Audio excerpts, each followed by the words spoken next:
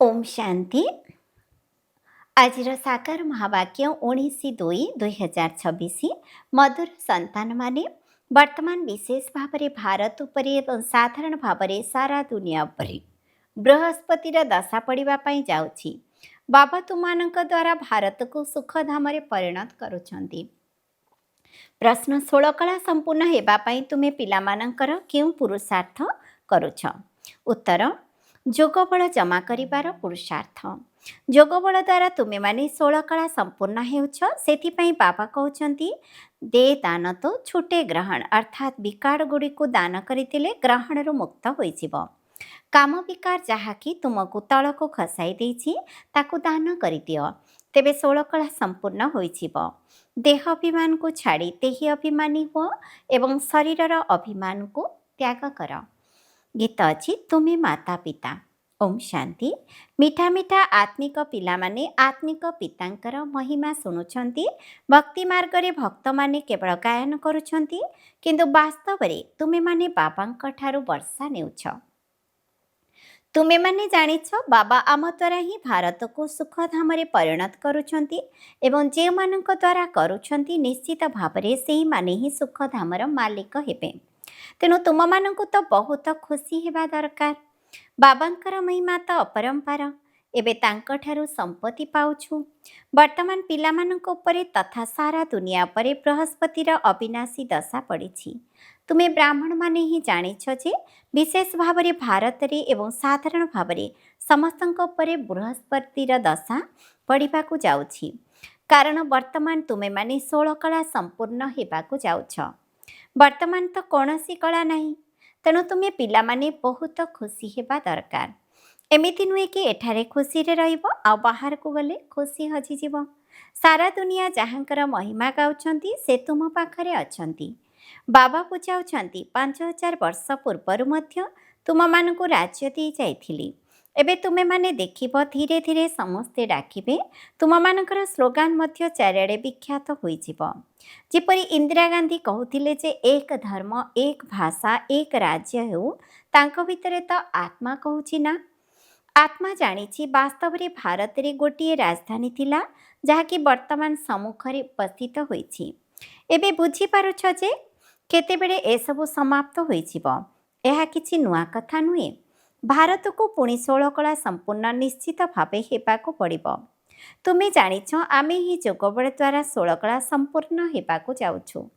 कही थांती ना दे दान तो छुटे ग्रहण, अर्थात दान देले ग्रहण छाड़ी जीवो। बाबा कहउछंती एबे विकार गुड़ी को अवगुणे गुड़ी को दान दे दियो। एहा हेउछि रावण राज्य। बाबा हसी एथुरु मुक्त करुछंती।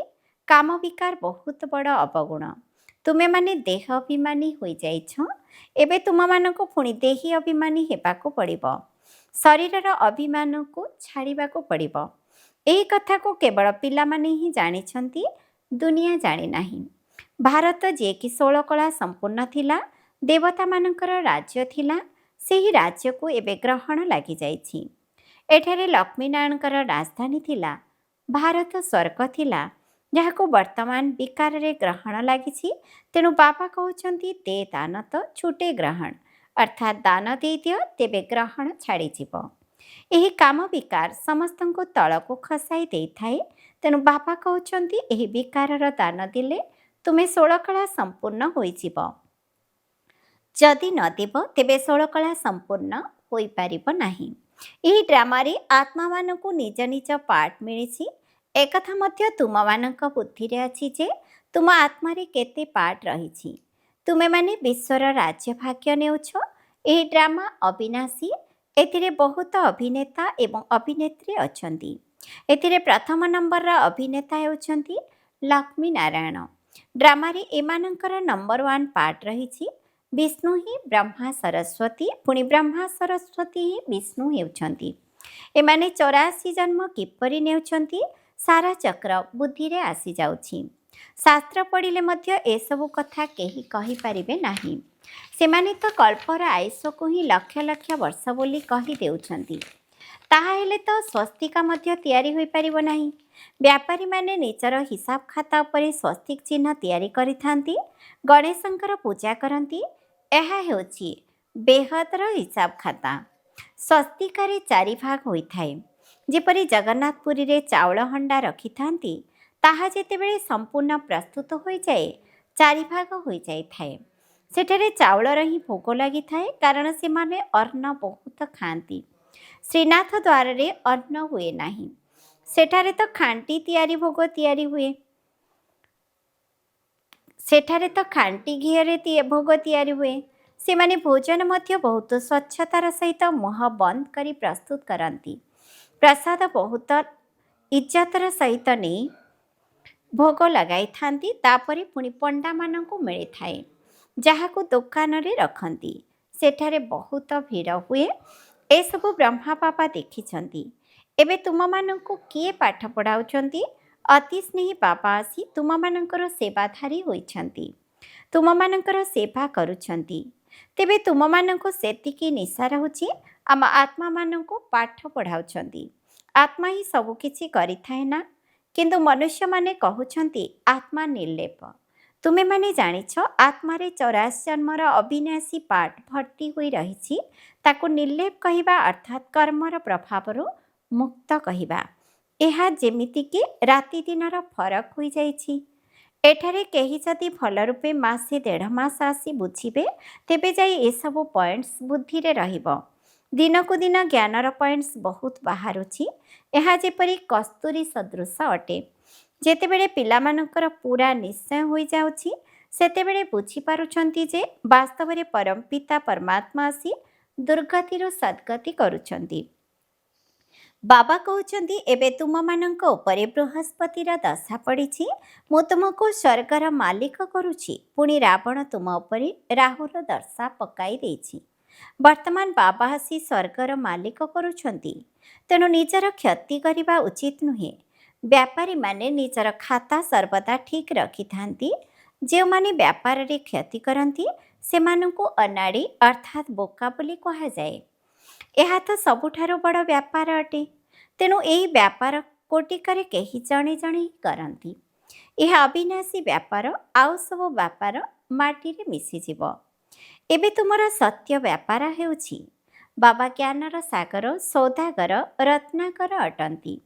ପ୍ରଦର୍ଶନୀକୁ ତ ବହୁତ ଆସନ୍ତି। ସେଣ୍ଟରକୁ ବହୁତ ମୁସ୍କିଲରେ କେହି କେହି ଆସିଥାନ୍ତି। ଭାରତ ବହୁତ ଲମ୍ବା ଚଉଡ଼ା ଅଟେ ନା? ସବୁ ସ୍ଥାନକୁ ତୁମକୁ ଯିବାକୁ ହେବ। ପାଣିର ଗଙ୍ଗା ତ ସାରା ଭାରତରେ ରହିଛି। ଏକଥା ମଧ୍ୟ ତୁମକୁ ବୁଝାଇବାକୁ ହେବ, ପତିତ ପାବନ କୌଣସି ପାଣିର ଗଙ୍ଗା ନୁହେଁ। ତୁମ ଜ୍ଞାନ ଗଙ୍ଗାମାନଙ୍କୁ ସମସ୍ତଙ୍କ ପାଖକୁ ଯିବାକୁ ହେବ। ଚତୁର୍ଦିଗରେ ମେଳା ପ୍ରଦର୍ଶନୀ ଲାଗିବ। ଦିନକୁ ଦିନ ଚିତ୍ର ତିଆରି ହୋଇ ଚାଲିବ। ଏଭଳି ଆକର୍ଷଣୀୟ ଚିତ୍ର ତିଆରି ହେବା ଦରକାର, ଯାହାକୁ ଦେଖିଲେ ମଜା ଆସିଯିବ। ସେମାନେ କହିବେ, ଏମାନେ ତ ଠିକ୍ ବୁଝାଉଛନ୍ତି। ଏବେ ଲକ୍ଷ୍ମୀନାରାୟଣଙ୍କର ରାଜଧାନୀ ସ୍ଥାପନ ହେଉଛି। ସିଡ଼ିର ଚିତ୍ର ମଧ୍ୟ ଫାଷ୍ଟ କ୍ଲାସ୍ ଅଟେ। ଏବେ ବ୍ରାହ୍ମଣ ଧର୍ମର ସ୍ଥାପନା ହେଉଛି। ଏ ବ୍ରାହ୍ମଣମାନେ ପୁଣି ଦେବତା ହେଉଛନ୍ତି। ଏବେ ତୁମେମାନେ ପୁରୁଷାର୍ଥ କରୁଛ। ତେଣୁ ନିଜକୁ ପଚାର ଯେ ଆମ ଭିତରେ କୌଣସି ଛୋଟ କିମ୍ବା ବଡ଼ କଣ୍ଟା ନାହିଁ ତ? କାମ ବିକାରର କଣ୍ଟା ନାହିଁ ତ? କ୍ରୋଧର ଛୋଟ କଣ୍ଟା ମଧ୍ୟ ବହୁତ ଖରାପ ଅଟେ।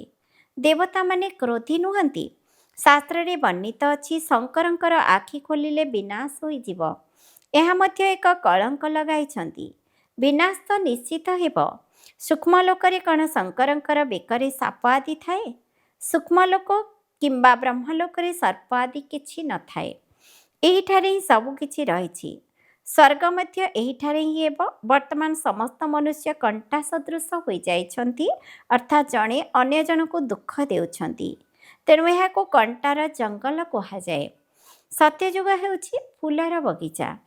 ତୁମେମାନେ ଏବେ ଦେଖୁଛ ବାବା କିପରି ଫୁଲର ବଗିଚା ତିଆରି କରୁଛନ୍ତି। ବହୁତ ସୁନ୍ଦର ବଗିଚା ତିଆରି କରୁଛନ୍ତି। ସେ ସମସ୍ତଙ୍କୁ ହସି ଅର୍ଥାତ୍ ପବିତ୍ର କରୁଛନ୍ତି। ସେ ତ ସର୍ବଦା ପବିତ୍ର ଅଟନ୍ତି। ସବୁ ସଜନୀମାନଙ୍କୁ ଅଥବା ପିଲାମାନଙ୍କୁ ପବିତ୍ର କରୁଛନ୍ତି। ରାବଣ ସମସ୍ତଙ୍କୁ ବିଲକୁଲ କଳା କରିଦେଇଛି। ଏବେ ପିଲାମାନେ ଖୁସି ହେବା ଦରକାର ଯେ ଆମ ଉପରେ ବୃହସ୍ପତିର ଦଶା ପଡ଼ିଛି। ଅଧା ସମୟ ସୁଖ, ଅଧା ସମୟ ଦୁଃଖ। ସେଥିରେ ଲାଭ କ'ଣ? ବାସ୍ତବରେ ଆମର 3/4 ଭାଗ ଅର୍ଥାତ୍ 4 ଭାଗରୁ 3 ଭାଗ ସୁଖ ଏବଂ 1 ଭାଗ ଦୁଃଖ ରହିଛି। ଡ୍ରାମା ଏହିଭଳି ନିର୍ମିତ ହୋଇଛି। ବହୁତ ଲୋକ ପଚାରିଥାନ୍ତି ଡ୍ରାମା ଏପରି କାହିଁକି ତିଆରି ହୋଇଛି। ଆରେ ଏହି ଡ୍ରାମା ତ ଅନାଦି ଅଟେ ନା, କାହିଁକି ନା ଏଭଳି ତିଆରି ହୋଇଛି ଏହି ପ୍ରଶ୍ନ ଆସିପାରିବ ନାହିଁ। ଏହା ଅନାଦି ଅବିନାଶୀ ଡ୍ରାମା, ଯାହାକି ପୂର୍ବ ନିର୍ମିତ ଅଟେ। ଏଥିରୁ କାହାକୁ ମଧ୍ୟ ମୋକ୍ଷ ମିଳିପାରିବ ନାହିଁ। ଏହି ସୃଷ୍ଟି ତ ଅନାଦି, ଯାହାକି ଚାଲି ଆସୁଛି ଏବଂ ଆଗକୁ ମଧ୍ୟ ଚାଲିବ, ପ୍ରଳୟ ହେବ ନାହିଁ। ବାବା ନୂଆ ଦୁନିଆର ସ୍ଥାପନା କରୁଛନ୍ତି, କିନ୍ତୁ ଏହାଦ୍ୱାରା ମନୁଷ୍ୟମାନଙ୍କୁ ପ୍ରାପ୍ତି କେତେ ହୋଇଥାଏ। ସେଥିପାଇଁ ଯେତେବେଳେ ମନୁଷ୍ୟମାନେ ପତିତ ଦୁଃଖୀ ହୋଇଯାଆନ୍ତି, ସେତେବେଳେ ମୁକ୍ତି ଡାକନ୍ତି। ମୁଁ ଆସି ସମସ୍ତଙ୍କର କାୟା କଳ୍ପତରୁ କରୁଛି, ଯାହାଦ୍ୱାରା ଅଧାକଳ୍ପ ପର୍ଯ୍ୟନ୍ତ କେବେ ବି ଅକାଳ ମୃତ୍ୟୁ ହେବ ନାହିଁ। କାରଣ ତୁମେମାନେ କାଳ ଉପରେ ବିଜୟ ପ୍ରାପ୍ତ କରୁଛ। ସେଥିପାଇଁ ସନ୍ତାନମାନଙ୍କୁ ଏବେ ବହୁତ ପୁରୁଷାର୍ଥ କରିବାକୁ ହେବ। ଯେତିକି ଉଚ୍ଚପଦ ପାଇବ ସେତିକି ଭଲ। ଦୁନିଆରେ ସମସ୍ତେ ନିଜ ନିଜର ରୋଜଗାର ପାଇଁ ପୁରୁଷାର୍ଥ କରିଥାନ୍ତି। କାଠ ବିକ୍ରି କରୁଥିବା ବ୍ୟକ୍ତି କହିବ, ମୁଁ ମଧ୍ୟ ବହୁତ ରୋଜଗାର କରିବି। କେହି ଠକାମି କରି ମଧ୍ୟ ଟଙ୍କା ରୋଜଗାର କରିଥାନ୍ତି। ତେବେ ଏଠାରେ ତ ପଇସା ଉପରେ ହିଁ ବିପଦ ରହିଛି। ସେଠାରେ ତ ତୁମର ପଇସା କେହି ଲୁଟିବେ ନାହିଁ। ଦେଖ, ବର୍ତ୍ତମାନର ଦୁନିଆରେ କ'ଣ କ'ଣ ସବୁ ହେଉଛି। ସେଠାରେ ଦୁଃଖର କୌଣସି କଥା ହିଁ ନାହିଁ। ଏବେ ତୁମେମାନେ ବାବାଙ୍କ ଠାରୁ ବହୁତ ସମ୍ପତ୍ତି ନେଉଛ, ତେବେ ନିଜକୁ ଚେକ୍ କରିବା ଦରକାର, ମୁଁ ସ୍ୱର୍ଗକୁ ଯିବା ପାଇଁ ଯୋଗ୍ୟ ହୋଇଛି। ନାରଦର ଉଦାହରଣ, ମନୁଷ୍ୟ ଅନେକ ତୀର୍ଥ ଆଦି କରିଥାନ୍ତି, କିନ୍ତୁ ତା ଦ୍ୱାରା କିଛି ହେଲେ ମିଳେ ନାହିଁ। ଏହା ଉପରେ ଏକ ମଧ୍ୟ ଗୀତ ରହିଛି, ଚାରୋ ତରଫ ଲଗାଏ ଫେରେ ଫିର୍ ବି ହରଦମ ଦୂର ରହେ। ଅର୍ଥାତ୍ ଚାରିଆଡ଼େ ଚକ୍ର ଲଗାଇଲି, ପୁଣି ମଧ୍ୟ ଦୂରରେ ରହିଲି। ବାବା ତୁମକୁ ବହୁତ ଭଲ ଯାତ୍ରା ଶିଖାଉଛନ୍ତି। ଏଥିରେ କୌଣସି କଷ୍ଟ ନାହିଁ। ବାବା କହୁଛନ୍ତି, କେବଳ ମୋତେ ସ୍ମରଣ କର, ତେବେ ତୁମର ବିକର୍ମ ବିନାଶ ହେବ। ବହୁତ ଭଲ ଯୁକ୍ତି ଶିଖାଉଛନ୍ତି। ପିଲାମାନେ ମଧ୍ୟ ଶୁଣୁଛନ୍ତି। ଏହା ମୋର ଲୋନ୍ ନେଇଥିବା ଶରୀର। ବ୍ରହ୍ମା ବାବା ବହୁତ ଖୁସି ହେଉଛନ୍ତି। ମୁଁ ବାବାଙ୍କୁ ଏହି ଶରୀର ଲୋନ୍ରେ ଦେଇଛି। ବାବା ମୋତେ ବିଶ୍ୱର ମାଲିକ କରୁଛନ୍ତି। ତେଣୁ ତାଙ୍କର ନାମ ହେଉଛି ଭାଗୀରଥ। ବର୍ତ୍ତମାନ ତୁମେ ପିଲାମାନେ ରାମପୁରୀକୁ ଯିବାର ପୁରୁଷାର୍ଥ କରୁଛ। ତେଣୁ ଖୁବ୍ ପୁରୁଷାର୍ଥ କରିବା ଉଚିତ। କଣ୍ଟା ହେବା ଉଚିତ ନୁହେଁ, ଅର୍ଥାତ୍ କାହାକୁ ଦୁଃଖ ଦେବା ଉଚିତ ନୁହେଁ। ତୁମେ ବ୍ରାହ୍ମଣ ବ୍ରାହ୍ମଣୀ ଅଟ। ସବୁର ଆଧାର ହେଲା ମୁରଲୀ। ମୁରଲୀ ଯଦି ତୁମକୁ ନ ମିଳିବ, ତେବେ ଶ୍ରୀମତ କେଉଁଠୁ ଆଣିବ? ଏପରି ନୁହେଁ କେବଳ ଜଣେ ବ୍ରାହ୍ମଣ ହିଁ ମୁରଲୀ ଶୁଣାଇବେ। କେହି ବି ମୁରଲୀ ପଢ଼ି ଶୁଣାଇ ପାରିବେ। ଅନ୍ୟମାନଙ୍କୁ ମଧ୍ୟ କହିବା ଉଚିତ, ଆଜି ତୁମେ ଶୁଣାଅ। ବର୍ତ୍ତମାନ ତ ପ୍ରଦର୍ଶନୀ ବୁଝାଇବା ପାଇଁ ବହୁତ ଭଲ ଚିତ୍ର ତିଆରି ହୋଇଛି। ମୁଖ୍ୟ ମୁଖ୍ୟ ଚିତ୍ର ନିଜ ଦୋକାନରେ ରଖ, ଅର୍ଥାତ୍ ନିଜ ସେଣ୍ଟରରେ ରଖ, ଯାହାଦ୍ୱାରା ଅନେକଙ୍କର କଲ୍ୟାଣ ହେବ। କୁହ, ଆସ ଆମେ ତୁମକୁ ଏହି ଚିତ୍ର ସମ୍ବନ୍ଧରେ ବୁଝାଇବୁ। ଏହି ସୃଷ୍ଟିଚକ୍ର କିପରି ଘୁରୁଛି। କାହାର କଲ୍ୟାଣ କରିବାର ଯଦି କିଛି ସମୟ ଚାଲିଗଲା, ତେବେ କୌଣସି ଚିନ୍ତା ନାହିଁ। ସେ ସୌଦା କରିବା ସହିତ ଏହି ସୌଦା ମଧ୍ୟ କରାଇ ପାରିବ। ଏହା ବାବାଙ୍କର ଅବିନାଶୀ ଜ୍ଞାନରତ୍ନର ଦୋକାନ ଅଟେ। ଏଥିରେ ନମ୍ବର 1 ଚିତ୍ର ହେଲା ସିଡ଼ି ଚିତ୍ର ଏବଂ ଗୀତାର ଭଗବାନ ଶିବଙ୍କର ଚିତ୍ର। ଭାରତକୁ ଶିବ ଭଗବାନ ଆସିଥିଲେ, ତେଣୁ ତାଙ୍କର ଜୟନ୍ତୀ ପାଳନ କରୁଛନ୍ତି। ଏବେ ପୁଣି ସେହି ବାବା ଆସିଛନ୍ତି ଏବଂ ଯଜ୍ଞ ମଧ୍ୟ ରଚନା କରିଛନ୍ତି। ପିଲାମାନଙ୍କୁ ରାଜଯୋଗର ଜ୍ଞାନ ଶୁଣାଉଛନ୍ତି। ବାବା ଆସି ରାଜାମାନଙ୍କର ରାଜା କରୁଛନ୍ତି। ବାବା କହୁଛନ୍ତି, ମୁଁ ତୁମକୁ ସୂର୍ଯ୍ୟବଂଶୀ ରାଜାରାଣୀ କରୁଛି, ଯାହାଙ୍କୁ ବିକାରୀ ରାଜାମାନେ ମଧ୍ୟ ପୂଜା କରୁଛନ୍ତି। ତେବେ ସ୍ୱର୍ଗର ମହାରାଜା ମହାରାଣୀ ହେବାର ପୁରା ପୁରୁଷାର୍ଥ କରିବା ଦରକାର। ବାବା କୌଣସି ଘର ତିଆରି କରିବା ପାଇଁ ମନା କରୁନାହାନ୍ତି। ଭଲେ କର, ପଇସା ତ ମାଟିରେ ମିଶିଯିବ, ତେଣୁ ସେଇ ପଇସାରେ କାହିଁକି ଘର ତିଆରି ନ କରିବ? ଆରାମରେ ରୁହ। ପଇସା କାମରେ ଲାଗିଯିବା ଦରକାର। ଘର ମଧ୍ୟ ତିଆରି କର, ଖାଇବା ପାଇଁ ମଧ୍ୟ ରଖ, ଦାନ ପୁଣ୍ୟ ମଧ୍ୟ କର। ଯେପରି କାଶ୍ମୀରର ରାଜା ନିଜର ସମ୍ପତ୍ତିକୁ ଆର୍ଯ୍ୟ ସମାଜକୁ ଦାନରେ ଦେଇଦେଲେ, ନିଜର ଧର୍ମ ଜାତି ପାଇଁ ମଧ୍ୟ କିଛି କରିଥାନ୍ତି ନା? ଏଠାରେ ସେପରି କୌଣସି କଥା ନାହିଁ। ସମସ୍ତେ ତ ବାବାଙ୍କର ସନ୍ତାନ। ଏଠାରେ ଜାତି ଆଦିର କୌଣସି କଥା ନାହିଁ। ସେସବୁ ହେଲା ଦେହର ଜାତି। ମୁଁ ତ ତୁମ ଆତ୍ମାମାନଙ୍କୁ ପବିତ୍ର କରି ବିଶ୍ୱର ରାଜତ୍ୱ ଦେଉଛି। ଡ୍ରାମା ଅନୁସାରେ ଭାରତବାସୀ ହିଁ ରାଜ୍ୟ ଭାଗ୍ୟ ନେବେ। ଏବେ ତୁମେ ପିଲାମାନେ ଜାଣୁଛ ଆମ ଉପରେ ବୃହସ୍ପତିର ଦଶା ପଡ଼ିଛି। ଶ୍ରୀମତ କହୁଛି ମୋତେ ମନେ ପକାଅ, ଆଉ କିଛି କଥା ନାହିଁ।